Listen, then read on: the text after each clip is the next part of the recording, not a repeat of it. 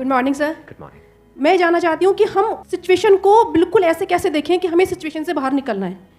कि मान लो हमारे पास बार बार कोई प्रॉब्लम आ रही है, हम उसे फेस कर रहे हैं, फिर जो आसपास के हमारे सराउंडिंग्स के लोग हैं वो भी टाउंटिंग कर रहे हैं हम पर, नहीं तुमने पहले भी ऐसे किया था, अब फिर तुम फेल हो जाओगे इसमें, तो वहाँ जाकर के हम स्टक हो जाते हैं और फिर हमारा कॉन्फिडेंस लूज हो जाता है। हम एग्जैक्टली कहाँ स्टक हो जाते हैं, जिसको आप जो वर्ड यूज कर रहे हो स्टक हो जाते हैं, मतलब आप कह रहे हो कि हम अपनी थिंकिंग में स्टक हो जाते हैं। थिंकिंग में स्टक हो जाते हैं, राइट? कि हम ओवर थिंकिंग में चले जाते हैं। ओवर थिंकिंग कि हम बैठे बैठे बस सोचते रहते हैं कि ऐसा क्यों हुआ, क्या हुआ, ऐसा नहीं होना चाहिए, हमारे में कुछ ऐसा हो गया तो क्या होगा, वैसा हो गया तो क्या होगा, मैं दोबारा भी ट्राई किया नहीं हुआ तो क्या होगा। हम जानते हैं कि पहले भी ऐसा हुआ था, फिर हमने उसे ओवरकम कर लिया, लेकिन बार बार वही चीज आते आते फिर वही ब्रेन का जो कंफर्ट जोन है हम फिर वहीं स्टक होने लगते हैं। और जिस कंफर्ट जोन की आप बात कर रहे हो वो एक्चुअल में ओवर थिंकिंग वाला जोन है। ओवर थिंकिंग वाला जोन है, मतलब बैठे बैठे बस सोचते रहते हैं जैसी हमारी कंडीशनिंग हुई है, कर कुछ नहीं पाते हैं। करते भी हैं तो थोड़ा सा करना शुरू करते हैं, उसके बाद वापस से वो थॉट्स हमारे ऊपर हावी हो जाते हैं। राइट? यही आप कह रहे हैं। सर प्रॉब्लम जो है इतनी ज़्यादा, क्योंकि एक्चुअली क्या लाइफ में अगर कुछ अच्छा होता है तो शायद हम प्रॉब्लम से इजीली निकल जाते हैं, बट बैक टू बैक जब आपको फेलियर्स ही मिल रहे हैं उस टाइम पे भी आपको फिर दिखना ही बंद हो जाता है कि हाँ निकलने का भी कोई रास्ता है। प्रॉब्लम सबसे बड़ी पता है क्या है, कि सबको यही लगता है कि हमारी प्रॉब्लम सबसे बड़ी है। अगर यहां पर मैं एक एक करके सबको बोलूं कि आप बताओ कि आपकी लाइफ में क्या क्या प्रॉब्लम्स आई या अभी क्या प्रॉब्लम्स चल रही है, तो आई एम श्योर कोई सोच भी नहीं सकता कि अच्छा ऐसी प्रॉब्लम्स भी कोई फेस कर सकता है क्या। तो इन प्रॉब्लम्स के बावजूद भी कुछ लोग आगे बढ़ पाते हैं, कुछ नहीं बढ़ पाते हैं। That is the big question कि एग्जैक्टली हम स्टक कहां पर होते हैं। क्या हम एक्चुअल में लाइफ में प्रॉब्लम्स में फंसते हैं या उन प्रॉब्लम्स को लेकर के जो हमारी थिंकिंग है वहां फंसते हैं। सबसे पहले ये चीज हमको क्लियर होना चाहिए। तो जो हम कह रहे हैं फंस गए हैं, हम एक्चुअल में प्रॉब्लम्स में नहीं फंसे हैं, क्योंकि प्रॉब्लम्स तो सबकी लाइफ में है। हम एक्चुअल में थिंकिंग में फंस जाते हैं। ये पॉइंट सुनने में छोटा लग रहा होगा, but it is a very big point two understand in life, जो 99% लोगों को नहीं समझ में आता है। हम क्या समझते हैं कि हम प्रॉब्लम्स में फंस गए हैं, क्योंकि the moment you say that, तो जब तक प्रॉब्लम्स रहेगी तब तक आप फंसे रहोगे। और प्रॉब्लम्स कब तक रहेंगी? लाइफ टाइम, जब तक लाइफ रहेगी। बट द मोमेंट यू से कि मैं प्रॉब्लम्स में नहीं फंसा हूं, प्रॉब्लम्स मतलब लाइफ में नहीं फंसा हूं, मैं लाइफ के बारे में जो मेरी थिंकिंग है उधर मैं फंस गया हूं जाकर के, अब मैं उस थिंकिंग को कैसे चेंज करूं। Right? If you say that, तो वो आपके हाथ में पूरा कंट्रोल है। But if you ask me this question कि मेरी लाइफ की जो प्रॉब्लम्स हैं वो कैसे सॉल्व हूं, तो उसका कोई जवाब नहीं है, क्योंकि वो कभी नहीं होगा। आज आपकी एक प्रॉब्लम है वो सॉल्व हो भी जाएगी, कल कोई और प्रॉब्लम आ जाएगी, परसों कोई और आ जाएगी, फिर कोई और आ जाएगी, फिर कोई और आ जाएगी। Right sir. तो कैसे हम अपनी थिंकिंग को चेंज करें? सिंपल। थिंकिंग चेंज हो गई तो सब चेंज हो जाएगा। सब चेंज हो जाएगा, क्योंकि प्रॉब्लम्स को देखने का नजरिया बदल गया तो प्रॉब्लम बदल गई। एक बंदा जिसकी थिंकिंग नहीं फंसी हुई है, उसको आप चारों तरफ से फंसा दो, वो निकल जाएगा। लेकिन जिसकी थिंकिंग फंसी हुई है, उसको आप जा करके दुनिया जहान के सारे रिसोर्सेज दे दो, पूरा का पूरा खजाना भी दे दो, तब भी वो नहीं निकल पाएगा, तब भी रोएगा बैठ करके कि क्या मेरे को चारों तरफ खजाने से कैद कर दिया। अरे भाई खजाना है, कैद नहीं है। देखा ना ऐसे लोगों को जिनके पास में सब कुछ है लेकिन रोते रहते हैं। तो सब कुछ मिलना इज नॉट अ सॉल्यूशन। जिनकी लाइफ में कोई प्रॉब्लम नहीं है वो भी रो रहे हैं। सो अब आता है कि इसका सॉल्यूशन क्या है, कि we are stuck in our thought process, how to get out of it. तो सबसे पहली चीज ये समझनी है, ज्यादा सोचने से कुछ नहीं होता है, सही सोचने से होता है। अभी सही सोचना क्या है? What is right thinking, not positively सोचना। इसको भी ध्यान से समझ लेना। पॉजिटिव सोचना क्या सही सोचना होता है? फॉर एग्जाम्पल, आगे आप जा रहे हो, किसी जंगल में हो और आगे दलदल है, और आप पॉजिटिव सोच रहे हो मेरे साथ में कभी कुछ गलत हो ही नहीं सकता, मैंने ताबीज पहना हुआ है, ये मुझे बचाएगा। बहुत लोग हैं बहुत पॉजिटिव है लाइफ को लेकर के, बट क्या उनकी सोच सही है? अभी सही सोचना क्या है? सर मेरे हिसाब से मतलब इंटेलिजेंसी से सोचना, कि मतलब कुछ ऐसा सोचे कि आगे जाके हमें कोई हानि ना हो, कि एक इंटेलिजेंट माइंड से सोचे। अभी इंटेलिजेंट क्या है और फूलिश क्या है? एक है फूलिश तरीका सोचने का, बेवकूफों की तरह सोचना, एक है इंटेलिजेंस के साथ में सोचना। What is intelligence? जिसको हम इंटेलिजेंस कहते हैं, वो इंटेलिजेंस क्या है? साइंस को इंटेलिजेंस कह सकते हैं? नहीं कह सकते। नहीं कह सकते। तो किसको कहोगे? सुपरस्टिशंस को इंटेलिजेंस कहोगे?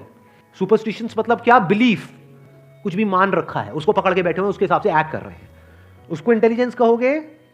या साइंस जिस तरीके से आगे बढ़ रही है उसको इंटेलिजेंस कहोगे? एग्जैक्टली। तो साइंटिफिक वे ऑफ थिंकिंग समझना पड़ेगा, वो क्या है, उसको अपनी लाइफ में लगाना पड़ेगा, तब आप कह सकते हो आपकी जो थिंकिंग है वो सही है। अब ये साइंटिफिक थिंकिंग मतलब क्या? रियलिटी को एज इट इज देख लेना, दैट इज साइंटिफिक थिंकिंग। यही तो है, और क्या है? There are laws of this universe, उसको एज इट इज देख लेना। उसको ऑब्जर्व करना, यही तो है साइंटिफिक थिंकिंग। उन लॉज को बदलना नहीं, क्योंकि साइंस बदल नहीं सकती उन लॉज को। लॉ ऑफ ग्रेविटी को साइंस बदल नहीं सकती है, उस लॉ को समझ करके उसके हिसाब से एक्ट कर सकती है। इसी साइंटिफिक थिंकिंग को अगर हमको अपनी लाइफ में लगाना हो तो इसका मतलब क्या? एक थिंकिंग हो सकती है लाइफ से रिलेटेड, जो भी आपके दिमाग में कचरा भरा पड़ा है बचपन से लेकर के आज तक, जैसा आपको समझाया गया है लाइफ के बारे में। किसने समझाया है? वो लोग जो खुद नहीं समझते, लाइफ के बारे में अपने अपने बिलीव्स बनाए हुए हैं, अपने अपने स्टैंड पॉइंट से लाइफ को देख रहे हैं। फॉर एग्जाम्पल, कोई हिंदू है तो एक तरीके से लाइफ को देख रहा है, कोई मुस्लिम है तो अलग तरीके से लाइफ को देख रहा है, क्रिश्चियन है तो अलग तरीके से देख रहा है। क्या सही है इन तीनों में से? कि तीनों को सही थिंकिंग कह सकते हैं? ना, क्योंकि आपस में लड़ झगड़ रहे हैं। साइंस में कोई लड़ाई झगड़ा होता है? अगर मैं किसी साइंटिफिक फैक्ट के बारे में बात करूंगा, क्या कोई हिंदू मुस्लिम क्रिश्चियन आकर के आपस में लड़ सकते हैं? नहीं। तो ये सही थिंकिंग है। एक है जो हमें सही लगता है, एक है जो सही होता है। दोनों में जमीन आसमान का फर्क है। एक है जो आपको सही लगता है, एक है जो सही है।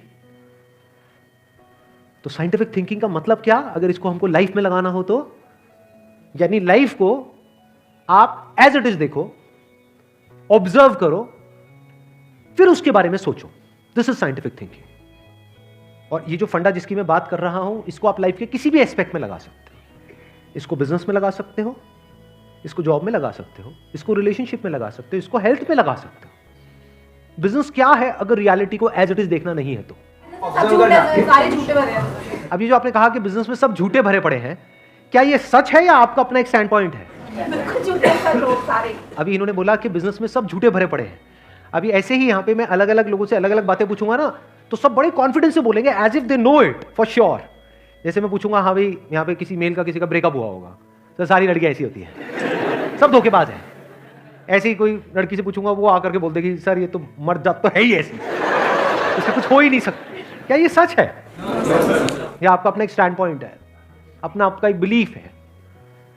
तो ध्यान से समझ लेना, इसका जो सबसे पहला स्टेप है वो है अंदर जो भी कुछ पड़ा हुआ है आपके, जो भी आपने मान रखा है उसको छोड़ दिया। अब आप हल्के फुल्के हो गए, अब एज इट इज देखा लाइफ को, लाइफ को ऑब्जर्व किया as life, not my life. For example, anger. क्या एंगर आपका है? No sir. बट आप एंगर का सोल्यूशन कैसे निकालते हो? मुझे गुस्सा आता है, मुझे गुस्सा नहीं करना है। कभी भी आप एंगर का ऐसे सोल्यूशन निकाल ही नहीं सकते। सिर्फ आपको आता है गुस्सा या सबको आता है? सबको आता है। तो क्या एंगर सिर्फ आपकी प्रॉब्लम है या एंगर एक लाइफ की प्रॉब्लम है? Fear, if you can look at fear, not your fear और माई फियर, फियर, डर है ना, वो डर क्या है? Can you look at it? इसको बोलते हैं साइंटिफिकली चीजों को देखना। रिलेशनशिप, नॉट माई रिलेशनशिप और योर रिलेशनशिप, रिलेशनशिप। तो इस तरह से जब हम चीजों को देखते हैं ना, not from a subjective point of view but from an objective point of view, जैसे एक साइंटिस्ट देखता है, जैसे एक साइंटिस्ट ऑब्जर्व करता है, वहां पे ना खुश हुआ जाता है, ना परेशान हुआ जाता है, ना पॉजिटिव हुआ जाता है, ना नेगेटिव हुआ जाता है। This positive and negative is your stand point, is a subjective point of view. In objective reality, उसमें खुश क्या होना है और दुखी क्या होना है, वहां पर सब कुछ क्लियरली नजर आ रहा होता है। वहां पे कभी भी हमारी थॉट प्रोसेस स्टक नहीं होती है, हम फंस ही नहीं सकते। बिलीफ्स में आप गारंटेड फंसोगे। शॉर्ट टर्म में वो अच्छे लग रहे होते हैं क्योंकि वहां पे कंफर्ट मिलता है। जो भी हमने मान रखा है, अगर उसको पकड़ करके हम बैठे रहें और उसमें गोल गोल घूमते रहें तो बड़ा कंफर्ट मिलता है, लेकिन आगे जाकर के वो हमको फंसा देता है, इंटैंगल्ड कर देता है।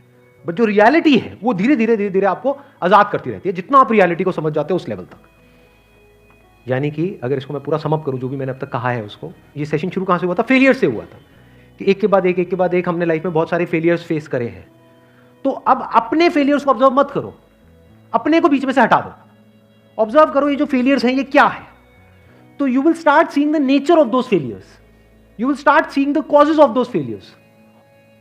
फॉर एग्जाम्पल, मेरी लाइफ है, अगर मेरे को उसको ऑब्जर्व करना है, दो तरीके हो सकते हैं। एक ये, अब मैं अपनी लाइफ में थोड़ा सजा रहा हूं जिससे कि आप उसको रिलेट कर सको। मैंने पास में कुछ गलतियां करी, बहुत बड़ी बड़ी गलतियां करी, मेजर लॉसेस हुए। तो एक एंगल तो ये हो सकता है, मैं ऐसा कैसे कर सकता हूं। दूसरा ये है कि मैं ऑब्जर्व करूं कि एग्जैक्टली वो गलती क्या थी और उसका कॉज क्या था। तो वो दिख जाता है, अच्छा उस टाइम पे वो ग्रीड बहुत ज्यादा हावी हुई पड़ी थी। अच्छा, ग्रीड क्यों हावी हुई पड़ी थी? इतना लालच क्यों आया हुआ था कि हाँ ये करना है, ये करना है, ये करना है, ये क्यों आया हुआ था? और ये बचपन से ऐसी कंडीशनिंग हुई पड़ी थी, बचपन से घर में यही सारी बातें सुनी थी। तो इसलिए I was acting out of that information जो मेरे अंदर फीडेड थी, and that was not correct information.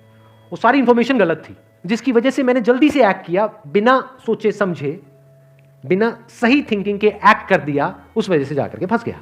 तो मुझे उस बंदे ने नहीं फंसाया, मैं खुद फंसा अपने लालच की वजह से। तो अब ये क्लियर हो रहा है हम कैसे देखते हैं। तो वंस वी सी दैट, तो अब मैं उससे पूरी तरह से फ्री हो गया, because I understood something which is very basic in life, जिसकी वजह से पूरी की पूरी लाइफ एक अलग ट्रैक पे निकल गई। क्या समझ आया? कि कभी भी ग्रीड से एक्ट नहीं करना है। अब इसको हम समझते हैं, कैसे समझते हैं? मॉरल साइंस की बुक से। वो सब बकवास है, ये लालच नहीं होना चाहिए, सबके अंदर लालच भरा पड़ा है, बट लालच हमको कैसे फंसाता है, इसको ऑब्जर्व किया अपनी गलतियों के बेस पर, और फिर समझ आया अच्छा ये होता है। लालच से ग्रोथ नहीं होती है। लालच से आप पैसा कमा सकते हो, बट उसको आप ग्रोथ नहीं कह सकते, क्योंकि आप डिग्रेड हो रहे हो, तो आप एक्चुअल में ग्रो नहीं कर रहे हो। एक्चुअल ग्रोथ में उसको कह सकता हूं जो होलिस्टिक ग्रोथ हो, उसको ग्रोथ बोल सकते हैं। आपने पैसा तो कमा लिया, लेकिन डर में जी रहे हो कि मैंने इतने घपले कर दिए, अगर किसी ने पकड़ा गया तो पता नहीं क्या हो जाएगा, क्या फायदा इसी लाइफ का, उसको आप ग्रोथ कहोगे? Can you call it growth? ना। तो लालच से ग्रोथ नहीं होती। तो ये चीजें समझना बारीकी से, step by step, step by step, तो आप गलतियों का पूरा नेचर समझ सकते हो। The nature of mistakes, the kinds of mistakes, the types of mistakes, और उनके कॉजेस क्या होते हैं। और जैसे ही हमको ये सब समझ आ जाता है और साफ दिखने लग जाता है, तो वो गलतियां होनी हमसे बंद हो जाती हैं। और जितनी भी गलतियां हो सकती हैं, उन सबके अगर नेचर समझ आ जाते हैं, तो गलतियां होने की पॉसिबिलिटी फ्यूचर में ऑलमोस्ट खत्म हो जाती है। प्लस जब समझ आ गई है उसकी रियलिटी, तो वहां पे ओवर थिंकिंग के लिए जगह नहीं होती है, आप थिंकिंग में स्टक नहीं होते हैं। Wish you all the very best. Thank you so much for coming.